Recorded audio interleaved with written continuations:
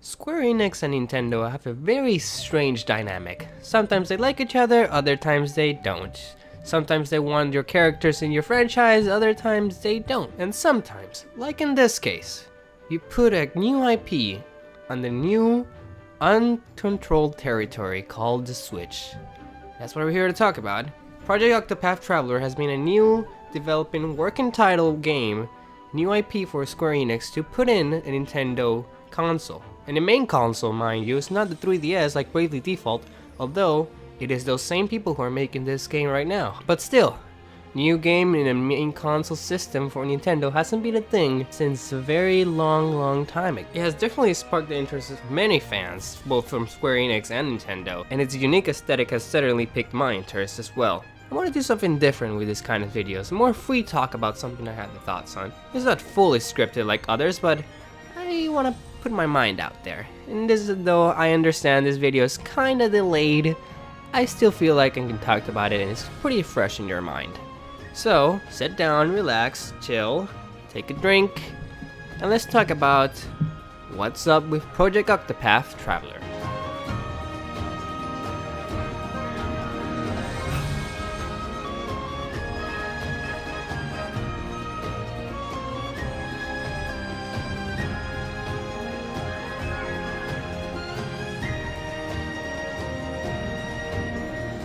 Like I said before, this is Square Enix new IP that will be mainly on the Switch. It has a newishly art direction. It's going for what they call a 8-bit or 2D HD, as Square Enix likes to put it. The developers are the same people who made the Brave Default series, both first and second layer. Their approach is of a traditional turn-based RPGs with very modern mechanics thrown in. One of the main mechanics of the game is a shield break that with a certain magic or weapon you are able to break the shield of the enemy, and a boost mechanic where you can boost certain attacks if you save up boost points and turns. The roster is of 8 main characters, though you can only play 2 in the demo, and so far Olberic, the ex-knight seeking revenge, and Primrose, the ex-noble who is also seeking revenge, are the main characters in our story. Octopath obviously means there's going to be 8 different paths that you take, and I think somewhere along the road you're supposed to all gang up together and form a party. First thing when you enter the game is that you can notice that the music is very good and atmospheric. It is so soothing and it really fits this fantasy game. Lighting is very well done as this HD aesthetic really speaks for itself. I'm serious, when you first start up the game you're gonna go, hey, that's pretty good. Square Enix already has a Nintendo exclusive RPG by the likes of Bravely Default, so how this is gonna be different besides the aesthetic choice is gonna be quite intriguing. Both are, like I said, turn-based RPGs, so what really makes this different than the Bravely Default series? I think the Bravely Default series already has a similar mechanic like the boost that allows you to just give up turns and use them in a whole combo attack. But I haven't played all the Bravely Default games. I only played this Bravely Default second layer demo, and I never finished it because I got stuck. Yeah, let's not talk about that. The story so far is very, I don't want to say normal, but normal for a fantasy so far, but not normal for Square Enix standards of save the world, domination, evil, big god, kill him stuff that you normally see in its other titles. Though don't worry, I'm sure they're gonna put Square Enix stuff in it. Maybe they'll add more mechanics to the combat. I mean, so far you can only play as one character at a time, so playing as a party probably feels different than currently does. This is kind of like my biggest question right now. How is it going to be different than Bravely Default? If I just put a Bravely Default skin on it, will it be the same game? Who knows? Some of the things that I do want to mention about this game is that right now it has unskippable cutscenes, especially before the boss. So if you lose against the boss of one of the stories, you're gonna have to spam that A button real bad. Also, the menus could be more interesting. I didn't know what was the menu and what was not. There was a map there and there was the words in the left, and I'm like, well, they just kind of just interact with the words. It looks like I can interact with the map, but it actually couldn't do it, so well, alright, whatever game, look cool. The sprite works really good, especially in the fight scenes. The enemies get cranked up to more pixels by size, but your character stays in the same size. And that's kind of something I want to point out, is that when the enemy has more pixels in comparison to you, you look pretty lame fighting them, not gonna lie. I wish my guys got more detail too. That's something I really want. Full detail and animated allies. I don't wish for the main hub story characters to be changed. Those look fine so far, but if they do, that'll be totally cool. Let's go for a 16-bit more than 8-bit. Well, that's probably the wrong category, but whatever. And seriously, sprites get much bigger as soon as battle, especially when it's a boss fight and it's just, oh, some little dude, huh, I can fight him. Oh my gosh, I didn't know I was fighting a giant! Like I said before, so far, battles aren't too complicated besides the boost mechanic, and because you only have been using one party member at a time, they look pretty normal. I mean, it's Square Enix traditional RPG, so it doesn't get that complicated to modern standards. I mean, I've been playing Persona 5 recently, and I've been having a blast with that, and its combat is super intuitive. So I want to say how they mix it up besides the boost mechanic and shield mechanic. Randomizing characters are in this game with caves and other parts of the area that are not villages, so feels like I'm gonna have a pretty slow leveling up rates, and it feels like it's gonna make you grind really hard further in the game. I wish that's not a deal breaker for you, but I also wish that's something that changes later on in development.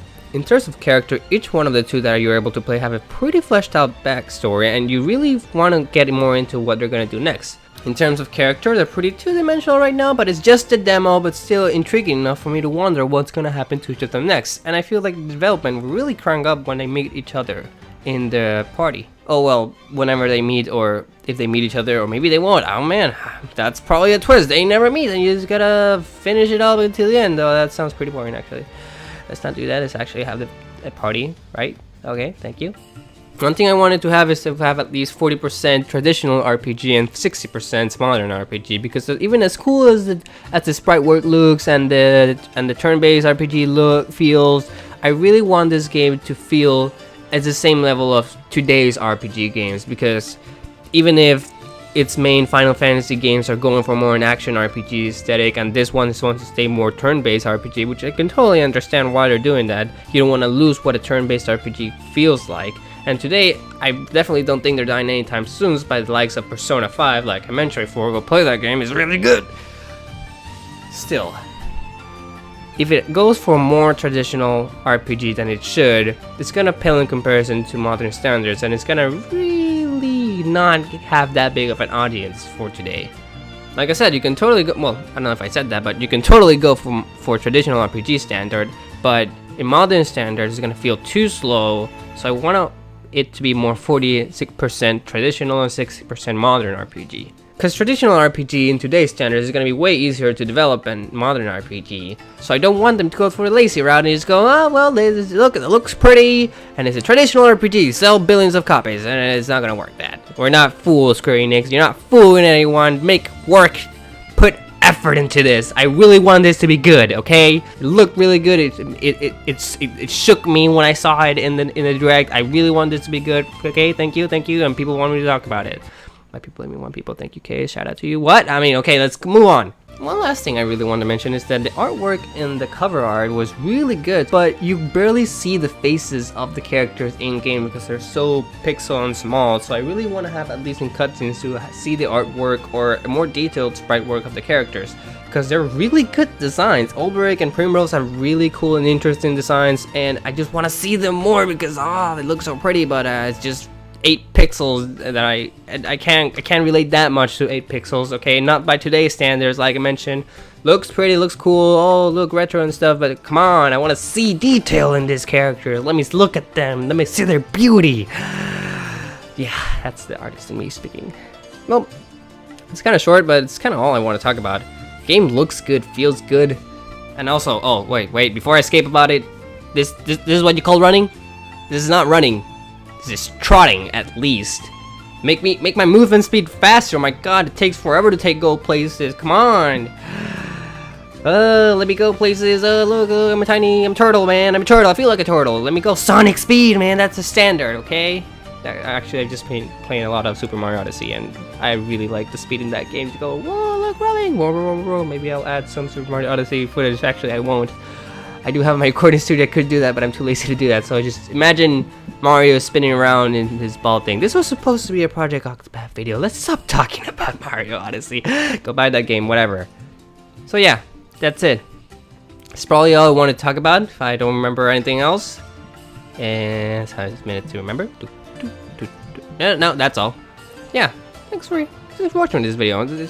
I really want to see what's your opinion on this game. If you go ahead and download the demo for this, go and play it, and then come back to this video, give it a like, well, give it a like before you actually go to play the game, and comment about what do you thought of the game, what do you want to change to the game, what's your opinion, do you want to play this game, do you want to see it be good, or do you want to I don't know, do something else with your life.